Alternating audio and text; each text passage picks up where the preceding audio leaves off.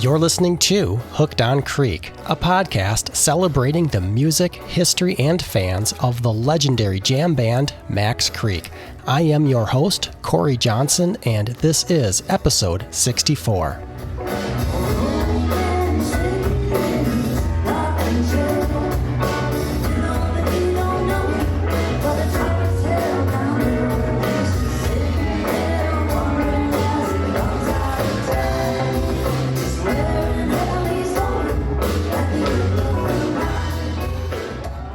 The clip you just heard was the band Cosmic Charlie performing the classic Max Creek song Fire and Brimstone with special guest Mark Mercier last month at the Met in Pawtucket, Rhode Island.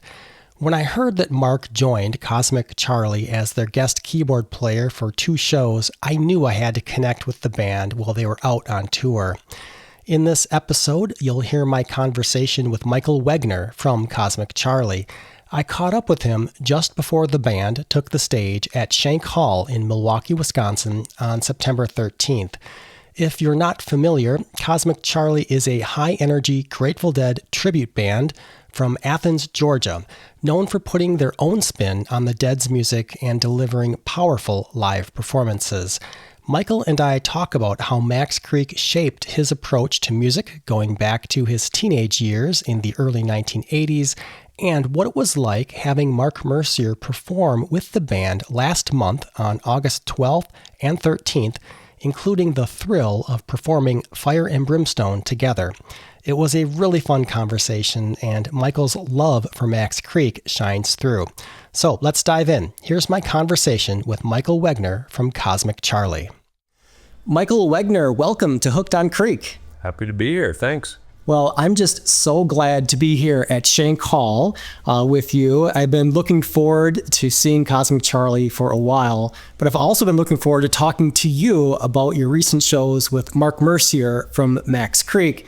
But maybe before we talk about that, I'd like for you to introduce the band Cosmic Charlie to listeners of this podcast who might not be familiar with you. Okay, well, there's an easy reference point because Cosmic Charlie, for the most part, plays the music of the Grateful Dead. There's a big canon there. There's Grateful Dead originals. There's all the covers that they did. So you kind of know where it's at. We've got two drummers. There's 7 people in the band. So guitar, bass, drums, keys, vocals. It's kind of a big sound. We call it high energy Grateful Dead just because that's kind of our approach. You know, there's different ways to approach Dead. Some can be kind of laid back and kind of noodly. We do a lot of noodling, but it's usually kind of, we try to get dynamic with it and really dig into it. And I have to say, well, we'll probably get into this, but for me and my approach to music and the high energy element, I can trace that directly back to when I used to go see Max Creek back in the early 80s when I was a teenager. And I just was kind of taken by the Max Creek energy and how they would just get super dynamic. And so, you know, that definitely factors into my approach to music in general and definitely to this band too. So you guys are from Athens, Georgia, is that right? Athens, Georgia. And you're on tour right now. We are. How are things going? Well, it's been good. It's all, you know, there's been some really fun shows, and then there's been, you know, the surprises that come up, like 2 trailer tire blowouts in Chicago metro area in about 45 minutes, and dealing with that, and a $2,000 trailer repair. But we're back on the road and doing what we love. So, well, you made it to Milwaukee. That's awesome. Made it to Milwaukee. Well, tell me about this experience that happened. I think it was last month. There was 2 shows with Mark Mercier. How did that come about? What led you guys to invite Mark Mercier to both shows? Well, we starting fairly early on with this band. We kind of got in the habit of having a revolving keyboard player position. Well, I can tell you at the very beginning, our keyboard player lived in Heidelberg, Germany. And for our first 8 or 10 shows, he literally commuted from Germany. He would come, he would fly in like on on a Wednesday, and we'd do a rehearsal on a Thursday, and then we'd play Friday, Saturday, Sunday, and then he'd fly back home and he'd be at work the next day in Germany. As you can imagine, that's not a really sustainable, model for running a band. So once we realized, we're going to be gigging more often, we started playing with other keyboard players.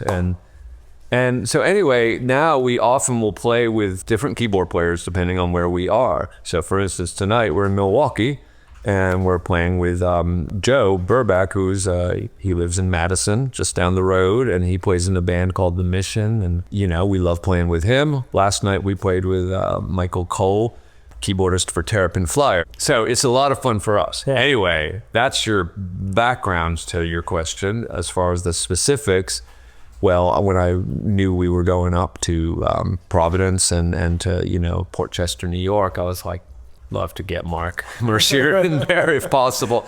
He and I, we had talked several times over the years. There were a couple of almosts. I mean, dating back to like 2001, I know we needed somebody to fill in for a tour, and he almost could do it, but he had 2 dates out of 10 that he couldn't make, and it didn't work out. So it's been in the works for about a quarter century. But in this case, we contacted him, and he was like, you know what, I'd love to do that. Let's do it. Yeah. Well, I saw some videos of your performances, and one of the things that surprised me is you guys played Fire and Brimstone. So how did you come up with the idea, or whose idea was it at first? That was my idea. So that's since I was 15, 16, when I first heard Max Creek and got their albums that were out at the time. I guess that's on Rainbow, is that right? I think the studio version of it. And I kind of fell in love with that album, and in particular that song. And I actually remember early on in this band, which we started in 1999, that was like my go-to song when it was time to sound check my vocal microphone. And I would always be singing, I'm gonna lay me down. And I think everyone else in the band is like, what the heck is he singing? Nobody knew the song, They're like, oh, is that some sort of, spiritual, kind of gospel song or something? But it's just a song I've always loved. And then I thought, well, wouldn't that be fun to get a chance to play that song with Mark? So I just tossed it out there, and he took the bait. He's like, yeah, we could do Fire and Brimstone. One thing I especially was excited about is, so the original version of that song has got a lot of harmony vocals on it. That Amy used to sing with Max Creek. She's singing a lot, all in the verses, old man sitting in his rock. And I always have missed those harmonies live, because that doesn't always, these days that they do add harmonies, but not all those harmonies.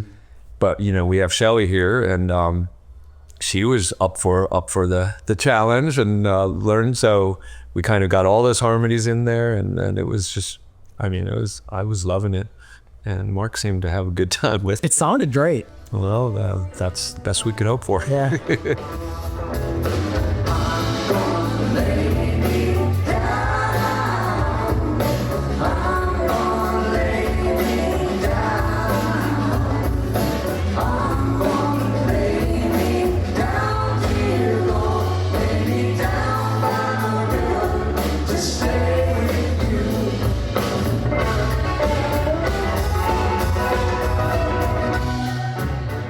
So for a Max Creek fan, right, to get that opportunity to have him in your band, what was that like for you? Well, it was definitely like thrilling, when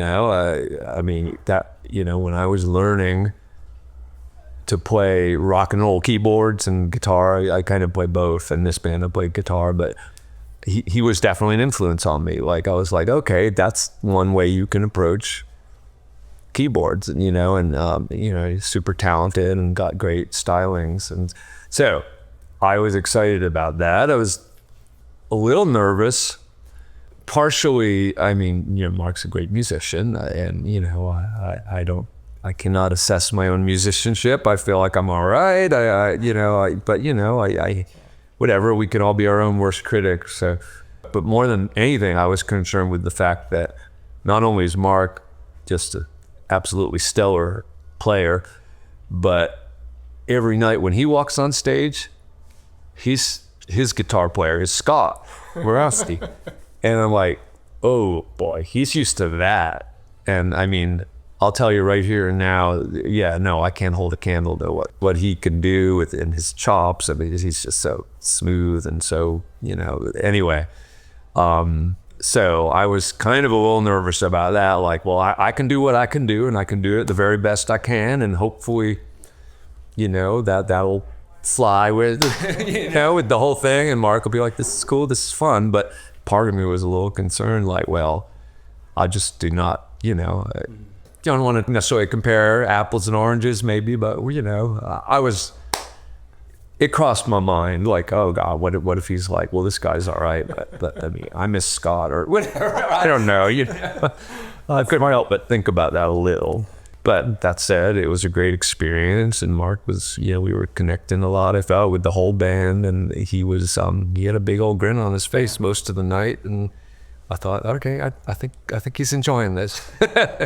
Why don't you tell me a little bit more about that initial exposure to Max Creek? When was that? Where were you at in your life when you found this band? That was a fun time for me because I was working at a summer camp in New Hampshire initially. So I was 15, I guess, 14, 15. And I was, it was my first time just kind of having total autonomy. I had my own little cabin or in the bunkhouse, and I was like, wow, I don't have any parents telling me what to do. I don't have a curfew. I don't have.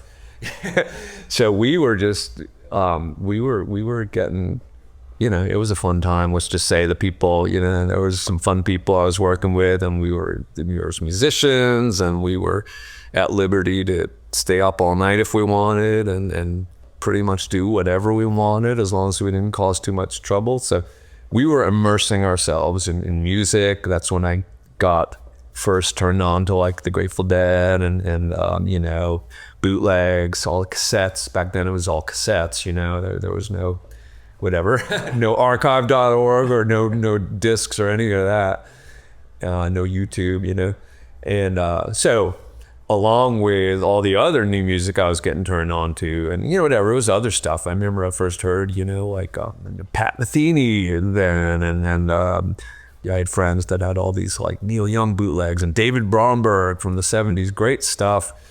And anyway, along with all that, I was turned on to Max Creek. And so I had the Drink the Stars cassette. I had another one that had Rainbow and the first album, I think, is it just called Max Creek? I forget. I've got Big Boat on the River, all that. I hadn't seen them yet, but I was like, oh wow, this is good. I mean, I remember listening to Drink the Stars, and I remember the first time hearing like the soloing and just the interplay on like how Emotional Railroad builds up there, and suddenly you're at Blood Red Roses, and then all that, and then you get to side 3, and it's like Gypsy Blue and the whole jam, and yeah. And then back to Mark, Katie May on that album is like just jaw dropping. It is. It is. It's like, and pin dropping. It's like so delicate there, but then it gets so huge. So yeah, I was big into that, and then I started going to see him at first. And this was part of the joke with Mark when I called him or messaged him at first. I was like, they wouldn't let me into the clubs back then. I was 15, and I think you had to be 18 at the time.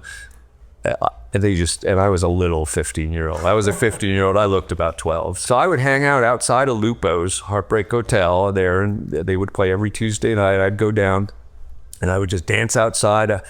I would ride my unicycle down there because I ride a unicycle, and I would ride around town with it. And so I would hang out, and I was pretty good on the unicycle, so I could like dance outside on the sidewalk on my unicycle, like just kind of twirling around. And the thing is, I don't know if you're familiar with the old Lupos, but it's glass doors that are just side stage. So you're looking right at the side of the stage, and so the band can see everything that's going on out that window.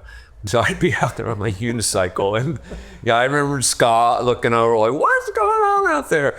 And so when I first contacted Mark, I was like, so I don't know if you remember me, but I was the kid that used to dance around on my unicycle outside of Lupo's in like 1983. And he was like, oh yeah, I think I remember. Well, anyway, yeah, so then I started seeing them live, and that was, of course, next level of, I already loved the music from the recordings. Again, I was soaking it up. I was 16, 17, and I was starting to play in bands. I got an electric guitar, all that, and I was very, very influenced both with Scott and with Mark in terms of guitar and keys. Like, I love their approach, the dynamics of it. As much as I loved, whatever, I was into folky stuff, and, I loved Joni Mitchell, and I loved, and the real mellow stuff that the Dead would do and all that. But I was also into like, kind of punk rock and like power pop, indie, and heavier stuff too. And so Max Creek kind of, like, I loved how they would cover Talking Heads and just really spunky versions of, Life During Wartime or Cities, And like when I first heard Drink the Stars too, I was like, oh, Pissed Off. It's like, that's basically a punk rock song, pretty much, It is. May as well be. So I was appreciating that aspect of them, and that's kind of where I was soaking it up. And, eventually I started like taking a boombox down there. I made a few bootlegs. I probably have some bootlegs of shows that nobody else has. Some sitting in my garage. Yeah. Anyway. Michael Wegner, I know you're about to go on stage here. Thank you so much for joining me on Hooked on Creek. Yeah, happy. I love that Hooked on Creek exists, when the couple of the podcasts that you focused on Mark and all, I was enjoyed. You had a whole podcast on Fire and Brimstone, so that was nice for me to listen to going into this experience with Mark. I'm like, okay, we're going to play Fire and Brimstone. I did the best I could. Yeah, it's great. And I mean, of course, Mark's what a great guy, we love him. All right, I'm looking forward to seeing you tonight. Great. Huge thanks to Michael Wegner for joining me on the podcast. He was incredibly generous with his time, bringing me backstage at Shank Hall to chat with me just before his band went on to perform. I don't often get the chance to record in-person interviews for Hooked on Creek, so this one was especially fun. And here's a bonus.